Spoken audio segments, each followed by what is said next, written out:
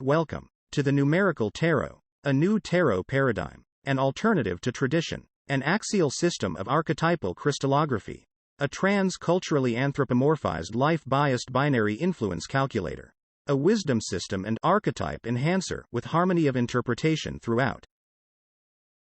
The content of all the videos in this series are excerpts, edits and brief summaries from the eBooks All Things Are Numbers and All Things Are Patterns, links below. For a more complete explanation of each idea, additional reading might be helpful. Hopefully the basic ideas come across enough to pique your interest in trying this alternative approach to tarot.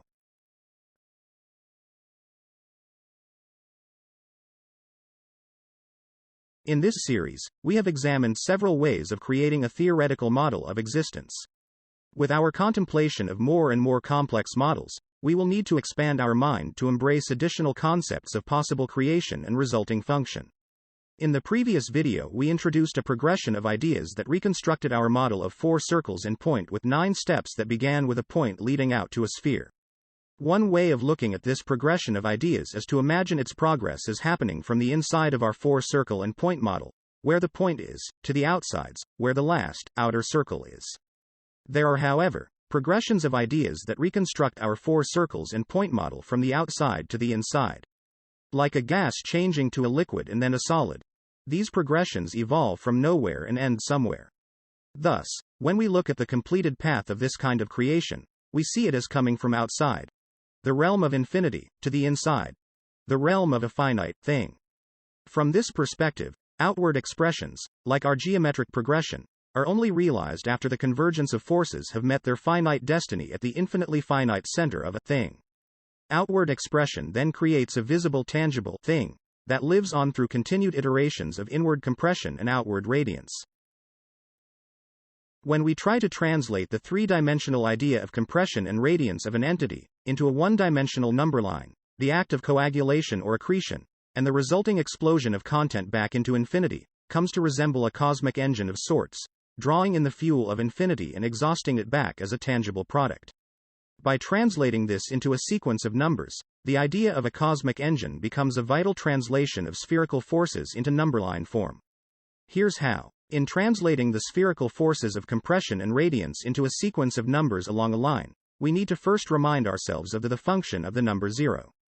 On a number line, the number 0 represents the infinite continuum, out of which converging forces emerge on their way along an inward journey toward a strangely yet to be defined center.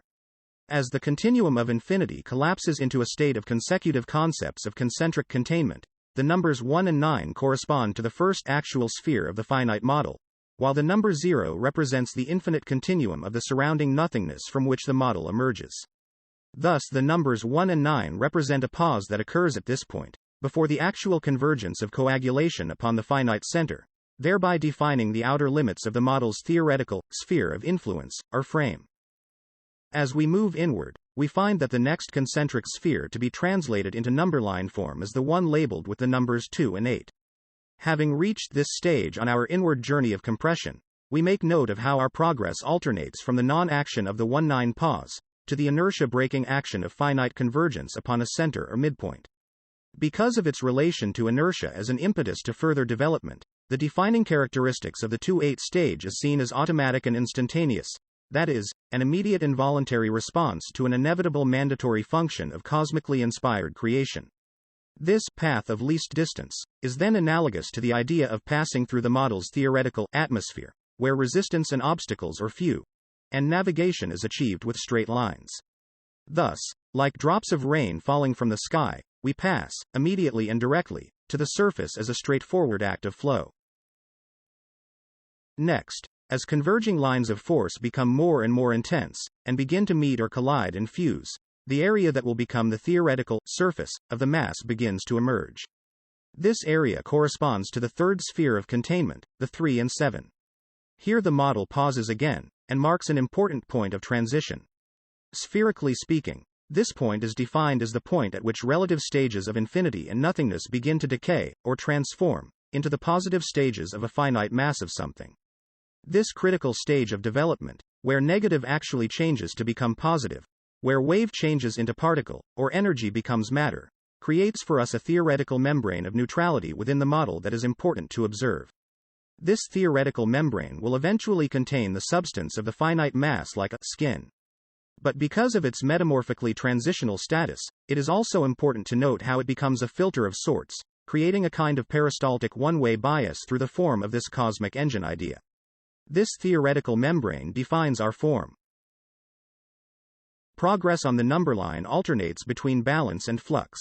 The balanced numbers don't do anything, they represent infinitesimal points of transition between critical concepts. In the cosmic engine, the 3-7 stage of metamorphical transition between negative and positive forces is also comparable to the one-way valves of the human heart, where one kind of content goes in one way, like implosion through the 3, and an opposite kind of content exits through another way, like explosion through the 7. In this way we begin to understand the difference between equidistant numbers of the same sphere or circle of our model. As the action of convergence continues, lines of force begin to mix, blend and spiral together, creating a cluster within the area of the 4-6 sphere. Because of this combining and mixing action, we begin to view the path of coagulation as a much more mechanical path than before. Because we are now dealing with the substance of reality, we can see how the 4-6 path requires us to seek a path of least resistance through the bulk of our finite form. Of course, in an already formed model, working our way through this mass of spiraling convergence would be difficult and time-consuming, compared to the immediate and direct path of the automatic, instantaneous 2-8. Thus, whereas the action of a 2-8 was compared to raindrops falling directly, the action of the 4-6 path could be compared to that same rainwater percolating through the rocks of Earth. Seeking a path of least resistance takes longer, but, because we are still engaged in a compulsory act of stabilization toward a point of definition, the mechanical action of building a mass continues on a seemingly optional, but still mandatory scale of eventuality, or inevitability. Whether penetrating through an existing model or describing the compression of an evolving model, we encounter tremendous force. Finally, when we back up and look again at the path we have just followed, we can see how together, as a functioning entity, this representation of forces converging resembles the workings of a cosmic engine, as the 1-9 fuel of infinity is drawn in, by the automatic action of the 2-8 funnels, through the one-way valves of the metamorphic 3-7 membrane, into the mechanical combustion chamber of the 4-6 mass. Assembled all together as an engine they function. But, as entering this combustion chamber is only half of a total cycle, we observe how this fuel is also sent back out as radiant energy in space displaced, creating once again, the model's 4 spheres of influence with one continuous, perpetual, peristaltic, endlessly ascending act of cosmic metamorphosis. As this one-dimensional idea is again visualized as a 3-dimensional form, we can begin to see how the peristaltic wave-like action of equidistant number pairs begins to radiate the music of the spheres. The cosmic engine is a very important concept to understand because it gives meaning to the abstract stages of logical development being created in our mind's eye. The idea that coagulation or accretion is an ongoing process of perpetual change, within a universe of infinite proportions, means that our model is not just a stagnant piece of logic but a representation of transient life, breathing in and out. The cosmic engine is also a good example of how two types of number lines can be combined into one. In other words, the cosmic engine uses peristaltic progress to represent a consumption or passage of fuel through an entity. While at the same time this analogy remains clearly equidistant in form. But whereas this equidistant design may have eluded some, the cosmic engine is combined with a visual aid that has already been revealed, but not explained in full. A visual aid I like to refer to as the funnel, tunnel and maze diagram. Through the funnel-tunnel maze diagram, the stages of the cosmic engine come alive. The 3-7 valve is one way, in, on one side and one way, out, on the other, depending on the content passing through. Like the alveolus of the lungs, the 5 turns incoming content into its opposite, so it can make it through the exiting one-way valve of the 3-7 stage. With this cosmic engine idea, there is conservation of energy, and conservation of consciousness.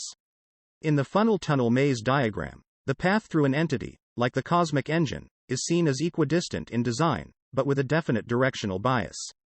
When combined with the cosmic engine idea, the funneling part of this diagram becomes equivalent to the portion of progress responsible for igniting impending coagulation. This is symbolized by a shape equivalent in design to that of an intake valve on a real engine.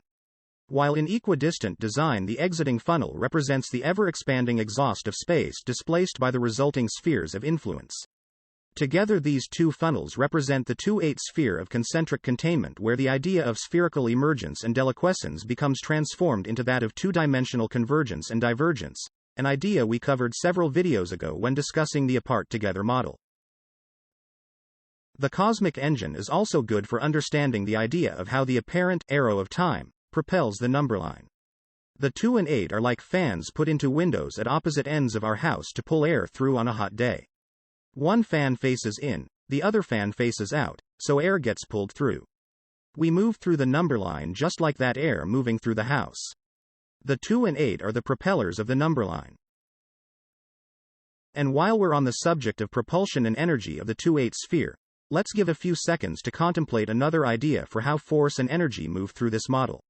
I don't know if this makes any real sense scientifically, but if I were to describe how energy moves through our model, I would definitely attach the concepts of time and motion to the two, and after applying it to a mass of substance, would expect energy and space displaced at the 8 to be the result. Motion time, applied to matter mass, equals energy space. That is an equation I can get behind. Moving on. In the tunnel part of this diagram we encounter another example of equidistant design as the 3/7 sphere of metamorphic transition is expressed by a simple tunnel of connecting influence. These tunnels represent the one-way valves of the cosmic engine where passage through is dependent upon content, and not the valve itself. In other words, one valve is devoted to transmitting content in, and the other to transmitting content out, thus creating the peristaltic phenomenon that keeps energy flowing through. Like the one-way valves of the heart, content does not back up. Time moves ever forward, or through. Time flows through these valves in a one-way path. Likewise, we flow through, and because we eventually change along the way, our path out is not the same as our path in. Likewise, we too, in our experience of consciousness, are not the same on our way out as we were going in. Thus, a theoretical valve that is set to in will not let us out. Only a valve set to out will let us out. The 3 lets us in. The 7 lets us out. Next, as we enter the combustion chamber of the cosmic engine, we encounter a zigzag pathway that represents, to us, the compression of forces equivalent to a mass, and the path of least resistance that must be found when attempting to pass through such a cluster of substance. It is this arena, from the 4 to the 6, where the substance of any story takes place. This is where work is done. This is where dragons are fought. This is where the politics of people fight it out. All these encounters, involvements and experiences change everything. Nothing that comes into this arena can exit exactly as it came in. All are changed. The only constant is change. Nothing is certain, that's for sure. Finally, the addition of the 5th symbol, at the center of the number line, represents the infinitesimal midpoint of progress where theoretical compression or implosion changes into the outward radiance or expression of a manifest form. As mentioned, these 3 symbols, the 4, 5 and 6, represent the mechanical breakdown of opposing forces with respect to coagulation or accretion. In other words, by entering the theoretical confines of coagulation, and terminating at the infinitesimal midpoint of progress, all concepts must exit as their opposite, and as a result perpetuate each other's existence.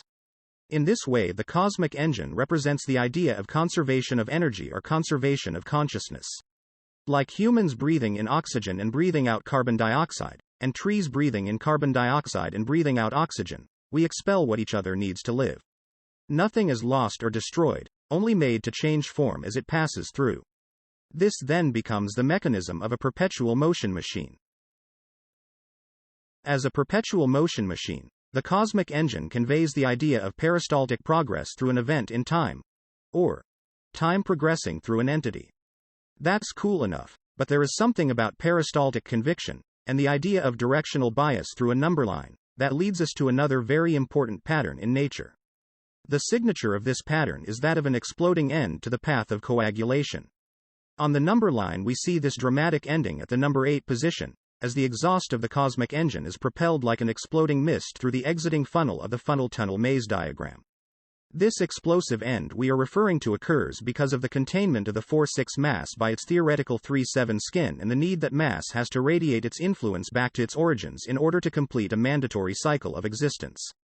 As resistance to this containment builds, the 4-6 mass of the model reaches a point of intolerance or critical mass that eventually demands a dispersal of its contents beyond this containment parameter. In the geometric progression, arrival at the last of 3 physical dimensions signified this critical intolerance, as the resulting cube was then forced to radiate, or explode, into an all-dimensional ball and sphere, thus completing all possible forms of the cycle being described. In the cosmic engine and funnel tunnel maze, a similar kind of explosion of content back to its origins occurs. Additionally, as steps of coagulation change from that of initial collision and recoil to that of compression and radiance, we observe how this explosive end continues and repeats for the life of any entity, creating the put of the cosmic engine. Of course, in a perfect model, the repetitions of this explosive end are regular and predictable, like a real engine.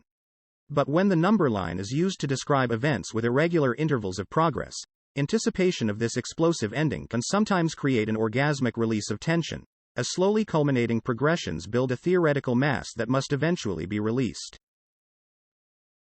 The only thing to add to all this would be to point out the existence of a trinity of development that exists at the end of every number line, that governs the behavior of exiting energy.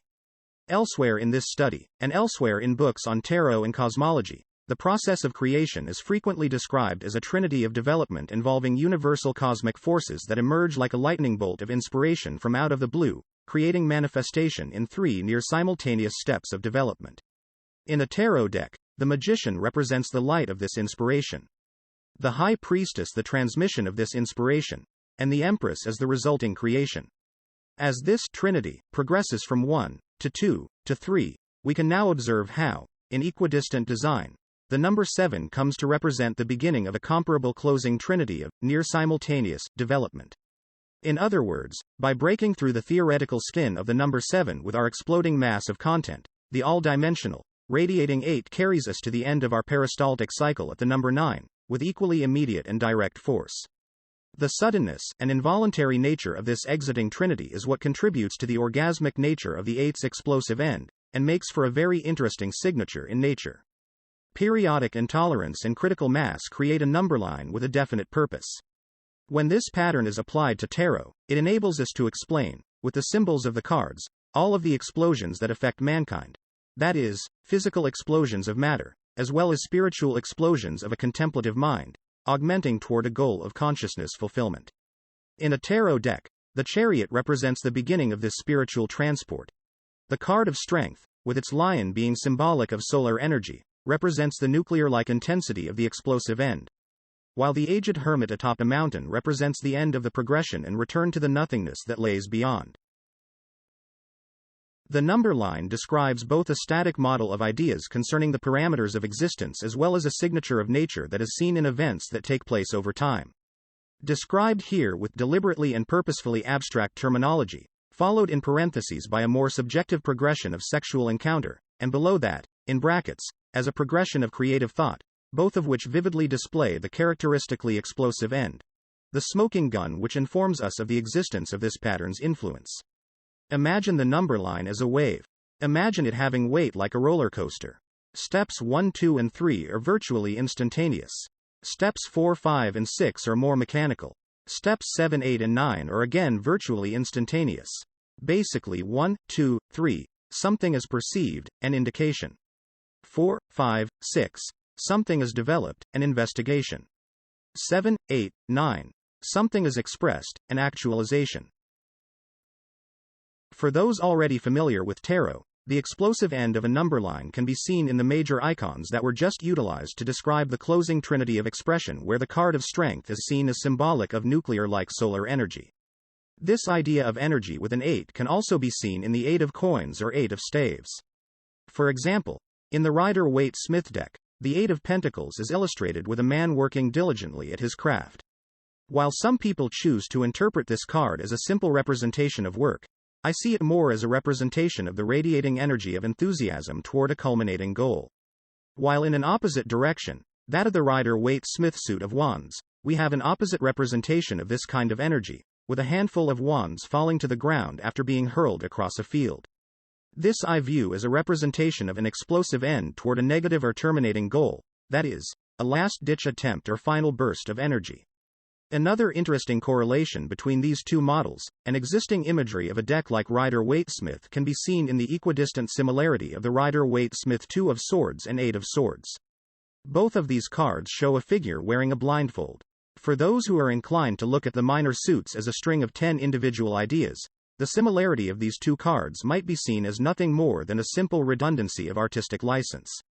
But when viewed through the eye of a symmetrically arranged diagram like the funnel tunnel maze diagram, we can see how the concept of vision becomes an appropriate expression of the 2/8 sphere of development. Seeing in straight lines is akin to the immediate and direct passage of lines of force through the model's atmosphere, like raindrops falling. Blocked vision is simply a variation of the concept of vision, creating, with blindfolds, an atmosphere too thick to see through, causing a halt to direct passage. Looking back at the major icons, we see how vision is also a key component within the High Priestess card, also numbered 2, as well as some renderings of the card of Justice, when Justice is moved to position 11, making it also a 2. These associations do not make as much sense if the majors are viewed as an unbroken string of 22, or the minors are viewed as groups of 10. They only make sense when viewed as equidistant partners along a number line of 9 numbers. Another easy concept to draw from these models is the idea of power emanating from the mass of the model, and how the concept of mass and power become associated with the numbers 4 and 6. In particular, the Emperor. The mass of an entity is where we find the guts, muscle and bones. The Emperor is all about muscle and guts and power. Another easy concept to draw from these models is the idea of the metamorphically transitional membrane between negative outsides and positive insides being seen as a skin of sorts, and how skin implies feeling and sensitivity, and how feelings and sensitivity become qualities easily associated with the Empress on a physical level and the Chariot on a spiritual level. Another easy concept to draw from these models is the idea of a sphere of influence that contains everything, making every entity a microcosmic universe unto itself. This is easily associated to the Hermit and the idea of total knowledge that he embodies. It is also relatable to the idea of independence that many associate with the equidistant magician. Many other correlations can be seen between these models and existing tarot symbols, especially when combined with the numerous other models presented in this study. That's all for this video. Thanks for watching. Hope it made sense. Links to ebooks, decks and merchandise below. And if anyone is interested in drawing a deck based on this system of organization, don't hesitate to contact me for a collaboration.